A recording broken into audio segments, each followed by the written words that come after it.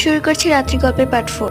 আমি গিয়ে দেখি পুরোটা ঘর অগোছালো, কিন্তু একটু আগেও সবকিছু ঠিক ছিল। আমি এই সব সহ্য করতে না পেরে কান্না করছিলাম। আমার সাথে সাথে আমার ছোট দুই বোনও কান্না করছিল। হঠাৎ অনেক জোরে চিৎকার করে কেউ যেন বলল, চুপ থাক। বাট কে বলল তা বুঝতে পারছিলাম না।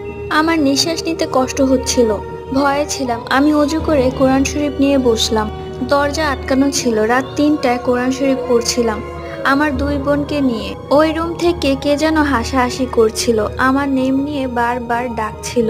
কে যেন আমাকে কোরআন শরীফ পড়তে দিচ্ছিল না। আমি সূরা পড়তে পড়তে সাহস করে বললাম, কে ভাই, এমন করতেছেন কেন? হঠাৎ করে চেয়ারটা আমার সামনে আসতে লাগলো। আমার শরীর হাত পা কাঁপতেছিল।